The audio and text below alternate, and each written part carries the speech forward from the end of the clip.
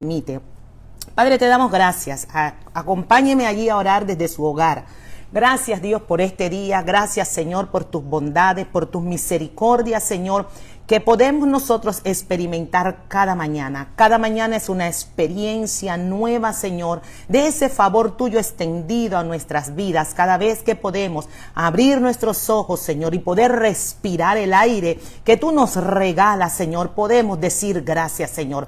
Gracias, Dios, por quien tú eres, Señor, el grande, el poderoso, el alto, el sublime. A ti damos honor y damos gloria, Señor. Exaltamos tu nombre, Dios, en esta mañana del domingo. Gracias, Dios, aleluya, por todo lo que haces y seguirás haciendo. Pedimos, Dios, la asistencia de tu Espíritu Santo para poder impartir esta palabra a tu iglesia, que traspasa, Señor, los límites, Señor, físicos, sino que a través de estas ondas pueda llegar hasta lo profundo y lo íntimo de la tierra, pero de la tierra también del corazón de cada uno de nosotros. Gracias, Señor, en el nombre poderoso de Jesús. Amén y amén. Diga allí amén. Saludos, Rodrigo, Nayu. Saludos a María, Nelson, hermano Cecil. Iniciamos, amado.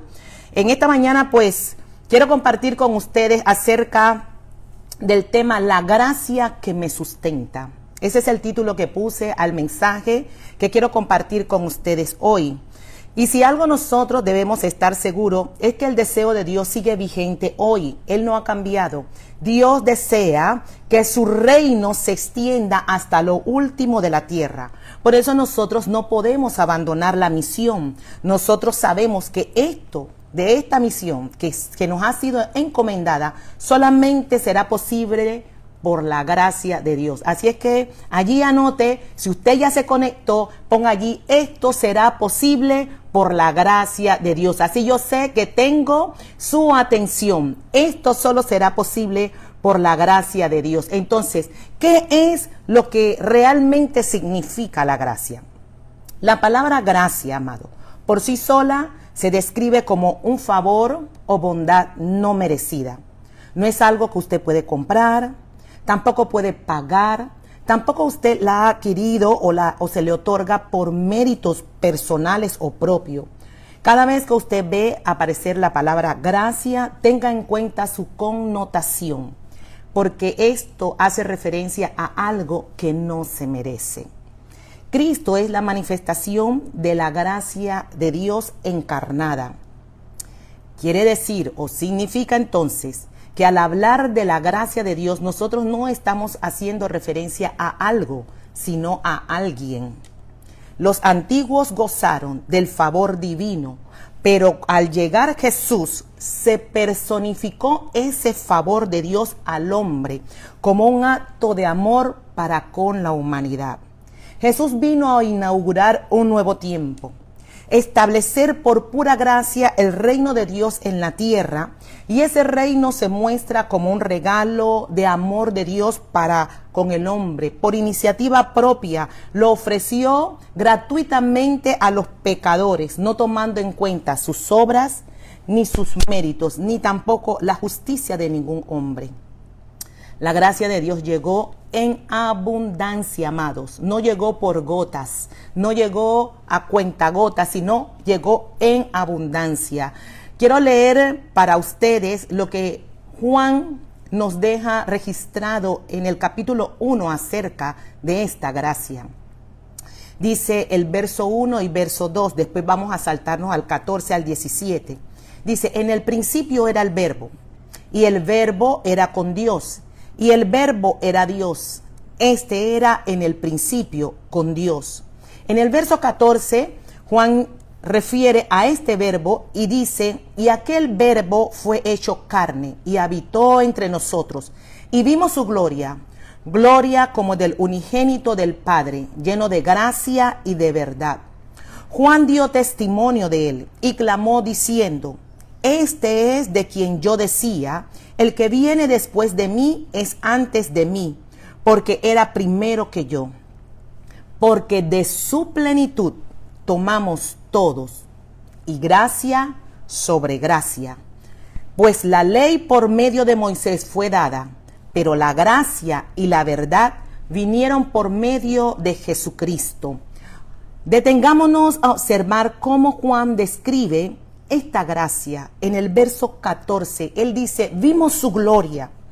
Esa gloria representaba la misma presencia de Dios. Este ser glorioso, Jesús, estaba además lleno de gracia y de verdad. Y yo quiero que usted tenga por un momento en su mente esto que yo les acabo de decir. Esta gloria manifestada en la tierra, este ser glorioso, estaba lleno de su gracia y su verdad. Estaba combinado su gloria con la gracia y con la verdad. Y quiero que usted lo mantenga allí para que esto penetre en su vida. Porque esto era lo que realmente hacía a Jesús una persona totalmente diferente. Imagínense la escena de que Jesús entró lleno de gracia, lleno de verdad, glorioso, en un mundo tenebroso, en un mundo opresivo, lleno de reglas, lleno de normas, imposiciones y expectativas planteadas por los líderes religiosos de la época. Pero Jesús vino a servir de una manera distinta, de una manera diferente. Él solo, lleno de gracia y de verdad, trajo una nueva forma de vida, totalmente distinta, totalmente diferente a lo que se estaba manejando en el tiempo. Y saben, al pensar en ese carácter único de Jesús, Juan agrega, mire lo que Juan agrega en el verso 16, porque de su plenitud tomamos todos, y gracia sobre gracia. Juan estaba muy consciente que tanto él como todos los discípulos sufrieron un tremendo impacto con su experiencia, con la experiencia de que Jesús llegara. Esa gracia que había llegado, que se había manifestado, les había hecho a ellos otro tipo de personas. Los hizo diferentes. Ellos llegaron a ser como Cristo.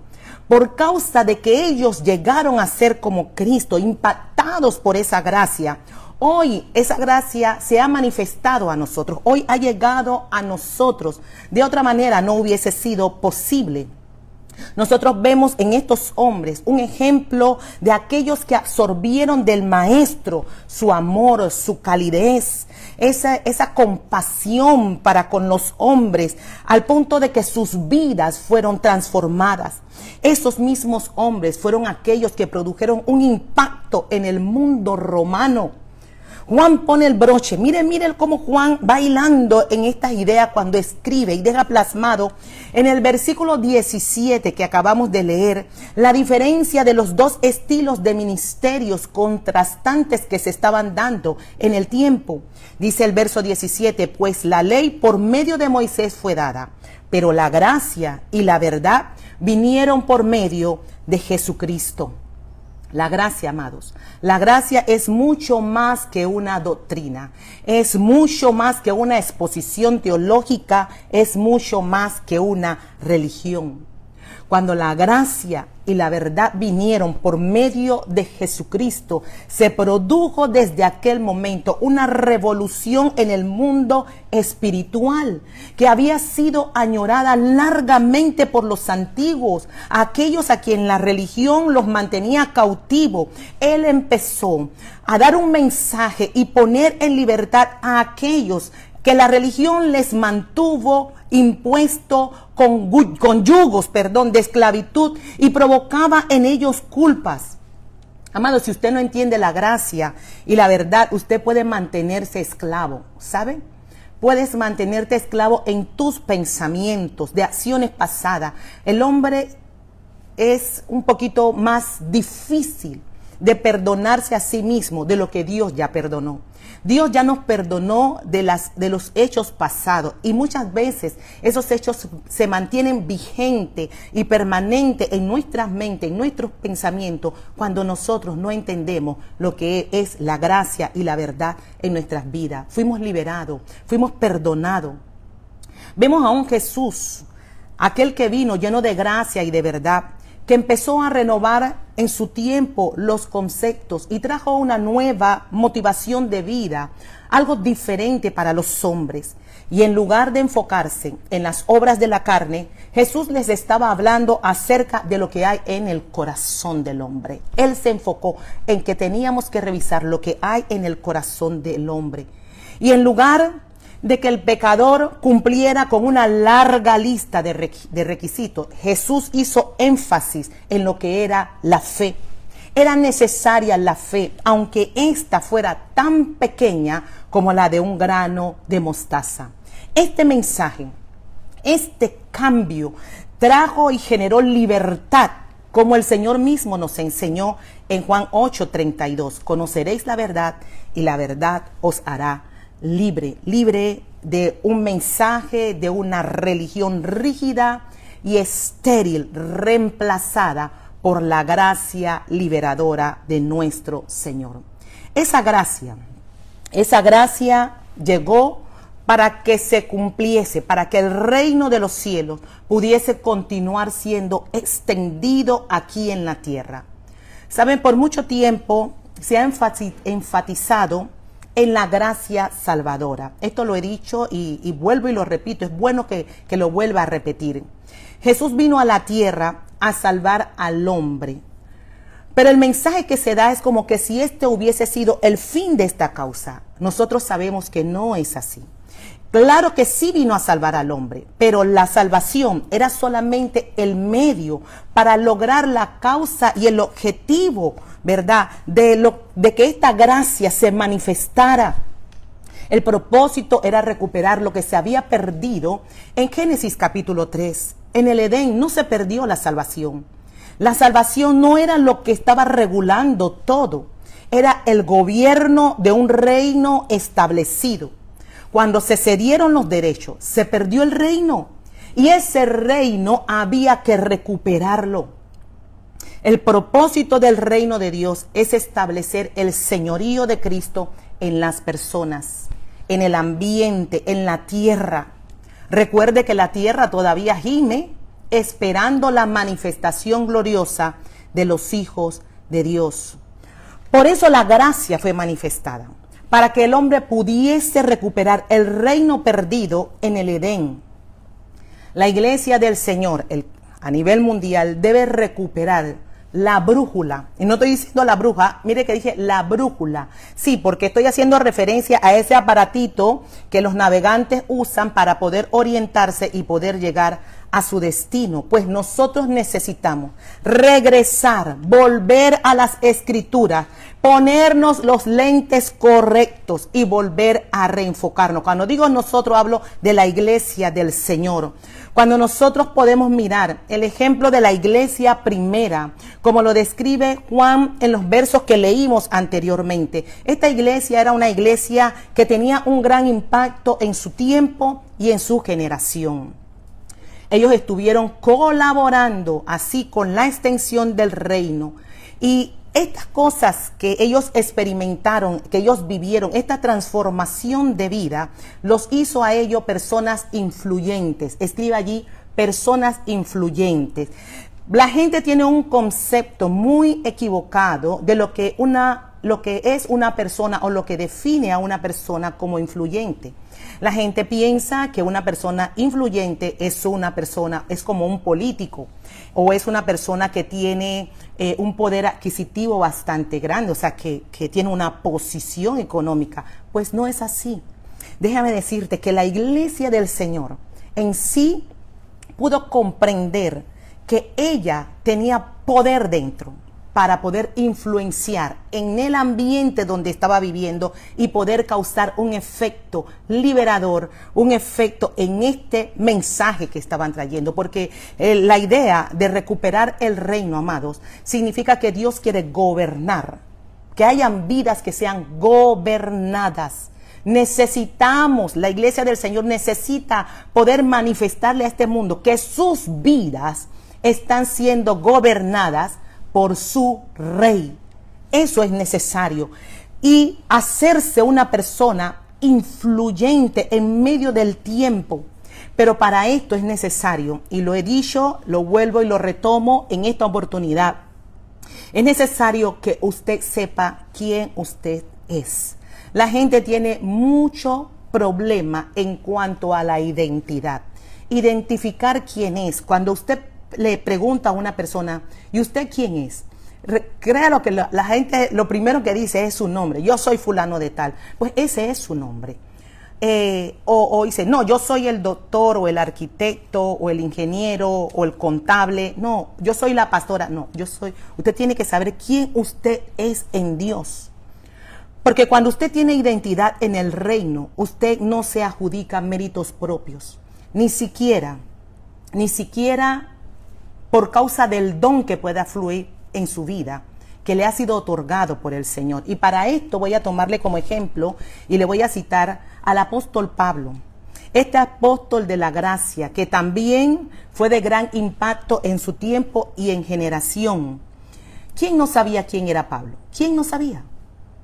Pablo vivió en el orgullo fariseico, entregado a una cruel brutalidad, incrédulo, celoso y perseguidor de la iglesia, pero fue transformado y encontró su verdadera identidad cuando la gracia lo alcanzó. Y luego pudo decir de sí, ¿quién soy? Mire lo que dice 1 Corintios capítulo 15, versos del 9 al 11. Voy a leer para usted. 1 Corintios capítulo 15, versículos del 9 al 11. Porque yo soy el más pequeño de los apóstoles, dice Pablo, que no soy digno de ser llamado apóstol, porque perseguía la iglesia de Dios. Pero por la gracia de Dios soy lo que soy. Y su gracia no ha sido en vano para conmigo. Antes he trabajado más que todos ellos, pero no yo, sino la gracia de Dios conmigo. Porque o sea yo, o sean ellos, así predicamos y así habéis creído. No yo, es la gracia de Dios en nuestras vidas. Nosotros encontramos en el libro de Filipenses, capítulo 3, que Pablo nos da una hoja de vida, su currículum vitae, como dijéramos acá. Él declara todos sus logros, sus méritos, todo lo que él alcanzó, pero también declara que todo eso él lo estimó por basura. Dice, con tal de poder agarrarse, con tal de poder asirse de Cristo, encontrarse unido a su Señor. Y en esta porción que le leí de los Corintios, usted lee a un Pablo que comprende que todo lo bueno que usted puede ver en él no se asume en mérito propio, sino que lo adjudica a la gracia de Dios en él. En este tiempo nosotros vemos cómo los hombres resaltan mucho los logros personales. Se recalca eso con un exceso de importancia, de lograr cosas por sí mismo. Pero ¿usted sabe por qué? Aún usted encuentra eso en la iglesia del Señor, porque están deseando construir su propio reino. Están centrados en sí mismos. La gracia, amado, no es solamente algo para ser anunciado, sino algo que necesitamos encarnar para poder entonces demostrarlo, para poder entonces compartirlo. Es Cristo, no se olvide, es Cristo en nosotros, la esperanza de gloria a este mundo. Mire, nosotros hemos hablado de hace mucho tiempo, se hace el mensaje de un mundo en crisis. Tal vez usted piensa que ahora el mundo está en crisis. El mundo está en crisis de hace mucho tiempo. El mundo está en crisis, pero el mundo necesita ver a una iglesia que es gobernada por un rey, que tiene gobierno y que manifiesta el gobierno, que tiene herencia entre los santificados, porque se nos permitió ver, entrar, pero también heredar. Pero muchos no estamos heredando, no estamos viviendo como aquellos herederos, ¿sabes? Esta gracia vino y se manifestó a nosotros, pero también nos ha asignado a nosotros una posición en Cristo. Esto lo digo, vuelvo y lo repito porque es bueno que usted lo tenga claro. Dígame, a ver, escríbame allí. ¿Usted está claro cuál es su posición en Cristo? Usted tiene una posición en este reino. Usted se le ha dado una posición en Cristo. Escríbame allí, somos hijos de Dios. Escriba usted que pueda recordar algunas cosas que se le han dado como posesión, siendo parte de este reino, como hijo de Dios. Somos herederos y coherederos juntamente con Cristo, amados.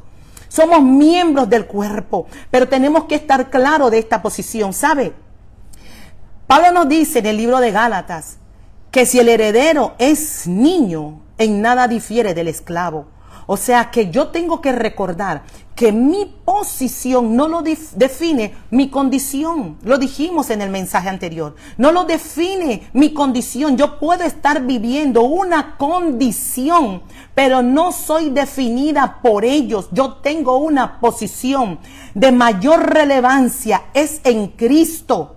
Como hijos de Dios, en Él estamos completos, fuimos escogidos, fuimos redimidos, fuimos justificados, estamos siendo santificados, ¿verdad? Somos reconciliados con Él. Somos esa nueva creación, visto como hijos de Dios. Recordar siempre nuestra posición es importante, porque no somos movidos por las cosas externas, sino que lo que nosotros tenemos dentro, lo interno, es lo que a nosotros nos define. ¿Qué tenemos dentro? Tenemos un tesoro. En esta vasija de barro tenemos un gran tesoro. ¿Y sabe algo? Ese tesoro que tenemos dentro también nos hace ver a nosotros el potencial que nosotros tenemos. Ese tesoro es que a nosotros nos da valor, que a nosotros nos valida en el reino, pero también nos da su poder. Somos hijos de Dios, herederos, pero también tenemos su poder. Quiero que comparta conmigo en Hechos capítulo 3, versículo del 1 al 10. Dice así la palabra. Pedro y Juan subían juntos al templo a la hora novena, la hora de la oración, dice allí, la de la oración. Y era traído un hombre cojo de nacimiento, a quien ponían cada día a la puerta del templo, que se llamaba La Hermosa, para que pidiese limosnas de los que entraban en el templo. Cuando vio a Pedro y a Juan que iban a entrar en el templo, les rogaba que les diesen limosna. Pedro, con Juan, fijando en él los ojos, les dijo: míranos. Mire lo que les dijo: míranos. Entonces él les estuvo atento, esperando recibir de ellos algo. Mas Pedro dijo: no tengo plata ni oro, pero lo que tengo te doy. En el nombre de Jesucristo de Nazaret, levántate y anda. Y no solamente le dijo, dice la palabra en el verso 7, y tomándole, presta atención, y tomándole por la mano derecha, le levantó. Y al momento que él le levantó, dice, al momento se le afirmaron los pies y tobillos. O sea que lo que estaba chueco, lo que no estaba correcto en su cuerpo, se enderezó. Dice el versículo 8, y saltando, se puso en pie y anduvo, y entró con ellos en el templo, andando y saltando y alabando a Dios.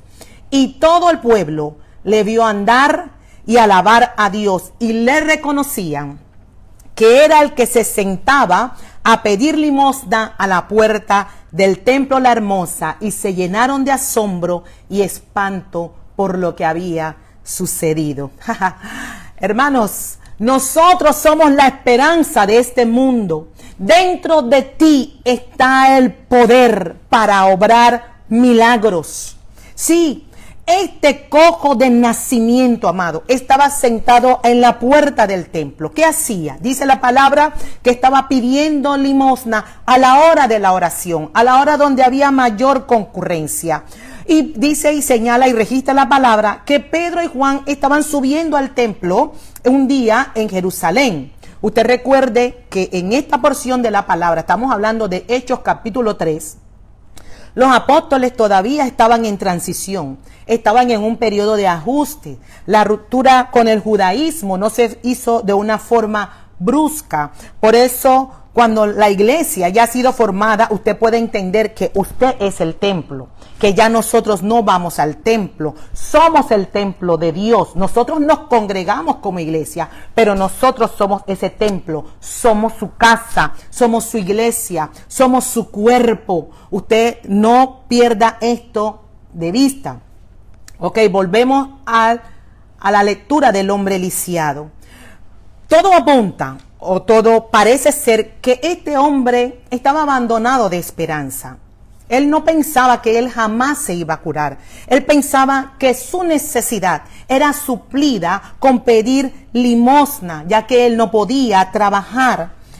Pero qué bueno, así hay mucha gente que se ve a sí mismo resignada a las cosas, a los eventos, a lo que está viviendo en el momento. Pero dice la palabra que Pedro no vio a este hombre como él se veía a sí mismo. La Biblia dice que cuando Pedro lo vio, guiado por el Espíritu Santo y conducido para milagro, fijó sus ojos en él. Ay, aleluya, gloria a Dios. Esto, amado, esto es lo que la iglesia posee como gran tesoro, posee el poder de Dios. Póngale ahí, poder de Dios. Yo tengo poder para transformar ambiente. Yo tengo el poder de Dios para hacer que las cosas que no son sucedan. Yo tengo el poder que me ha sido configurado o consignado por el reino que ha venido y gobierna mi vida. Yo tengo el poder, escríbalo ahí, yo tengo el poder, aleluya. ¿Sabe? Usted imagínese, solamente de un poquito de imaginación a su mente, cuando este hombre escuchó a Pedro decir, míranos. Usted ponga su mente a trabajar un poquito. Imagínense cuántas cosas pudieron haber pasado por esa cabecita. Uy, yo me imagino que ese hombre se estaba frotando las manos. Yo me imagino, dice, algo grande este hombre me va a dar. Algo grande viene para mí. Algo, una limosna que pesa mucho me van a dar. Pero nunca pensó en el milagro en sí. Nunca pensó que lo que él necesitaba no era una limosna, sino un milagro de parte de Dios. Mucha gente se ha detenido a mirar solamente su condición de necesidad. Y aunque la iglesia puede hacer obras de benevolencia, ella está ordenada, amado, para hacer algo mayor. La iglesia del Señor está ordenada aquí en la tierra para hacer algo mayor. Recuerde, todo lo que atares en la tierra será atado en los cielos. Y todo lo que tú desatares en la tierra será desatado en los cielos. Usted puede, imagine cuando este hombre escuchó esa palabra, míranos, a él se le creó una expectativa bien grande. Pero luego de escuchar, míranos, entonces se escucha de la boca de Pedro decir, no tengo oro ni plata. ¡Wow! Yo me imagino que esas expectativas se deshincharon.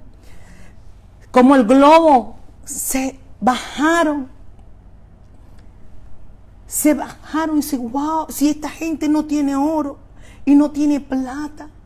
En su mente, mire, la mente de una vez se activa. ¿Qué decepción pudo tener este hombre? Lo que él pedía era para suplir una necesidad física en el momento, solamente para el momento, porque una limosna puede servirte para comprar un pan que solamente te va a librar la necesidad del hambre del momento, pero tú no necesitas simplemente una limosna para suplir una necesidad del momento. Poder de Dios se activa en tu vida cuando tú eres un heredero, cuando tú eres un hijo que entiendes quién eres, la gracia que ha venido a tu vida y se ha manifestado para que tú puedas ver. La gracia vino para que tú puedas ver y puedas entrar en el reino y puedas heredar. No solamente que vivas como alguien que entró, sino como alguien que ha heredado el reino de Dios. La autoridad del reino nos ha sido restaurada. La autoridad, porque el reino habla de legalidad, de autoridad, de poder, de dominio. Y esto era lo que Pedro estaba transmitiendo en ese momento. Estaba hablando de la autoridad de nuestro Rey y de nuestro Señor cuando le dijo, en el nombre de Jesús, en el nombre de Jesús, en el nombre que es sobre todo nombre. Porque la gracia, amados, la gracia nos empodera. La gracia nos capacita. La gracia nos da la fe suficiente para hacer milagros. Si nosotros somos conducidos por el Espíritu Santo, vamos a fijar nuestros ojos en aquellos a quienes Dios quiere manifestar su gracia y dar a conocer su reino. Hay gente que no necesita una limosna. Hay gente que necesita la vida de Dios impartida en ellos.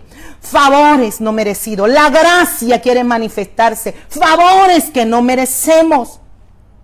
Me encanta y dice énfasis en el versículo 7 cuando dice, tomándole por la mano derecha le levantó. Porque no solo le declaró la palabra, le sostuvo la mano y lo levantó. Esto en un acto de fe que él no tenía. Pues por la fe de él no se iba a levantar. Ese hombre se levantó por la fe de ellos. Por lo que ellos tenían, por la vida, por la autoridad, por la legalidad con que ellos estaban operando. Por eso podían decir, en el nombre que es sobre todo nombre, te va a ser concedido favor del cielo. Amados, yo quiero decirte a ti, en el nombre que es sobre todo nombre, favor del cielo, te será concedido. El cojo quería plata, pero recibió pies que estaban ordenados como deberían funcionar, pies derechos para poder andar y para poder trabajar y asumir su responsabilidad y dejar de estar pidiendo, esperando la gota de la limosna para poder andar, funcionar. Hay gente que está mendigando cosas hoy, pero Dios te da poder para desatar milagros, para poder resucitar vida, para resucitar sueños, para hacer que nazcan ideas creativas, para que puedas emprender cosas en este tiempo, para restaurar relaciones, para que familias sean ordenadas al orden de Dios, para que matrimonios sean restablecidos. Verdaderamente tenemos el poder como iglesia. Cuando ese poder se manifiesta en un lugar, se orienta para lo que Dios lo dejó. Amados, esto produce crecimiento y el reino de Dios se extiende. Por eso Pablo decía, yo no vine con palabras persuasivas de humana sabiduría, yo vine con demostración del Espíritu Santo y del poder. Amado, cuando usted escucha de milagros, de repente usted está esperando que el milagro sea que se manifiesten cosas. Usted sabe cuál es el milagro más grande. Poder traer a vida a uno que está caminando, pero está muerto. Ese es el milagro más grande que puede ocurrir aquí en la tierra. Poder traer a la vida a un muerto que está caminando, que está andando, pero que no tiene vida. Porque en él no opera la vida de Dios y tampoco es gobernada por la vida del reino. Hoy nos toca dar, amados, de lo que de gracia nosotros hemos recibido. Hoy nos toca dar lo que de gracia nosotros hemos recibido. La primera misión de los apóstoles fue muy clara. Mateo capítulo 10, del versículo 5 al versículo 10. Dice la palabra, a estos 12 envió Jesús y les dio instrucciones diciendo, por camino de gentiles no vayáis, y en ciudad de samaritanos no entréis, sino id antes a las ovejas perdidas de la casa de Israel, y yendo, predicad diciendo, el reino de los cielos se ha acercado. Sanad enfermos, limpiad leprosos, resucitad muertos, echad fuera demonios. De gracia recibisteis, dad de gracias. De gracia recibiste, dad de gracia. Escribe allí, de gracia recibiste, dad de gracia. Escríbelo, yo quiero que tú lo escribas, que tú compartas allí, que tú estás recibiendo esta palabra. De gracia recibisteis, dad de gracias. No os proveáis de oro, dice el Señor, les decía a sus discípulos, ni plata, ni cobre en vuestros cintos, ni de alforja por el camino, ni de 2 túnicas, ni de calzado, ni de bordón, porque el obrero es digno de su alimento. El Señor les estaba enviando a que ellos ofrecieran a otros la misma dimensión de gracia que les fue conferida. Esa gracia, amados, no solo nos salvó, esa gracia no solo nos sanó y nos liberó, sino que también nos ha empoderado y nos ha enriquecido. Sí, nos ha enriquecido integralmente, nos ha enriquecido. Por eso nosotros tenemos que ver que la tarea de ayudar a otros a entrar al reino significa que nosotros nos mantendríamos constantemente extendiendo y dispensando esta gracia a otros, así como Jesús lo hizo aquí cuando caminó por la tierra. La predicación del reino debe ser nuestro tema central, pero nuestras acciones obviamente son encaminadas a ayudar, a salvar, a sanar, pero más que todo a posicionar al hombre. Sosténlo con la mano, sosténlo. Que tu fe sea la que los haga a ellos tal vez venir a vida. Que tu fe, los que han sido destinados para vida, pues procura que ellos la tengan. Que tu fe. Hay gente que recibe milagros y no porque ellos han creído, sino porque la fe de otro, está obrando y está operando. Se trata, amados, de ver a la gente como un día Dios nos vio a nosotros, como obras en progreso, en el camino de convertirse en obras maestras, como dice el libro de los Efesios, hechura de sus manos. Amados, la gracia de los macedonios fue abundante. La Biblia dice que ellos daban según sus posibilidades y aún más allá de sus posibilidades y de su propia voluntad. Más allá de sus posibilidades y de su propia voluntad. ¿Cuánto nos cuesta dar? Porque nosotros pensamos que todo se resume en que yo dé o diga algo de todo lo que tenemos, de todo lo que Dios a nosotros nos ha dado. Nosotros debemos también dar de gracia. Amados, cuando nosotros vemos el ejemplo de la iglesia de Macedonia, cuando nosotros lo vemos a ellos, usted búsquelo en 2 de Corintios capítulo 8. Ellos le suplicaban a Pablo para poder participar del dar. En ellos no había que estar persiguiéndole, pero 2000 años después, hay que suplicarle a la iglesia del Señor que ella abra sus ojos y que ella mire, que ella comprenda y tal vez como suplicarle que si la causa es digna para que ellos puedan sembrar su semilla. 2 de Corintios capítulo 9 versículo 8 dice: y Dios puede hacer que toda gracia abunde para vosotros, a fin de que teniendo siempre todo lo suficiente, amado, usted tiene todo lo suficiente, en todas las cosas abundéis para toda buena obra. Nadie es tan pobre que no pueda dar. Nadie. Usted siempre va a tener algo que usted pueda compartir, algo que usted pueda dar. Los macedonios, aún en su profunda pobreza, ellos daban. Nuestras riquezas, amados, son mayores. La riqueza que tenemos en Cristo es mayor. Y pueden ayudar a otros a levantarse, pueden ayudar y empoderar vidas. La palabra nos enseña y nos registra que nosotros estamos unidos a Él. Esto significa que todo lo que Él tiene nos pertenece. Por eso nosotros le damos a Él. Porque a Él nos ha dado a nosotros primero. Por eso nosotros podemos darle. Y quiero ir resumiendo todo esto que he compartido. La gracia de Dios se manifiesta al hombre, pero es para que éste manifieste señorío. Usted siempre debe recordar qué es la gracia para usted. Siempre recuerdo qué es la gracia para mí. La gracia no me es permiso o licencia para hacer o dejar de hacer cosas, sino que la gracia es el favor que yo no merecía.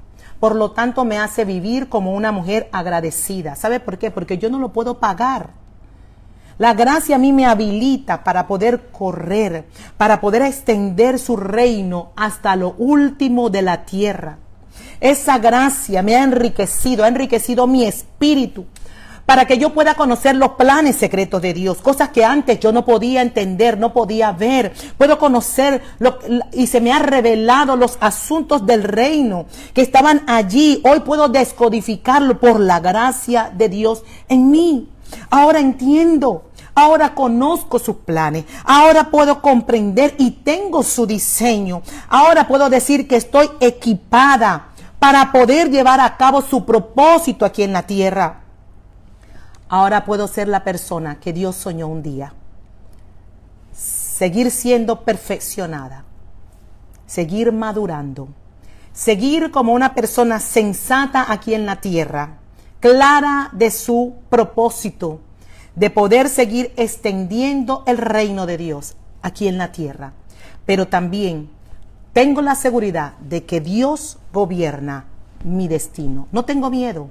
Dios gobierna mi destino.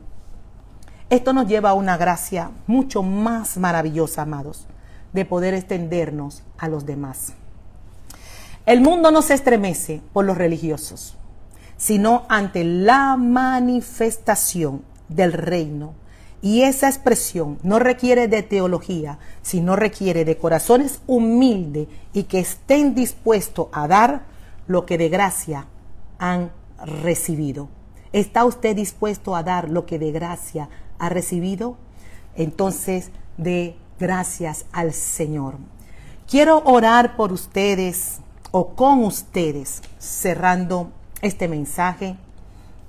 Y allí donde usted está, cierre sus ojos y dé gracias. Padre, te adoramos. Te doy gracias porque tú enviaste, Señor, a Jesucristo. Lo enviaste como aquella gracia salvadora a nuestras vidas, no siendo nosotros merecedores de ella. Tú dispusiste en tu corazón enviarlas a los hombres. No tomaste en cuenta nuestra condición de pecadores, sino que por amor te diste a nosotros. Y te doy gracias. Gracias por ello. Ayúdanos, Señor, a poder entender esa gracia y a poder entender, Señor, que esa gracia vino para que yo pudiese ver, entrar y heredar en el reino y no quedarme simplemente como un salvo sin poder gobernar sobre la herencia que tú nos has dado en Cristo Jesús.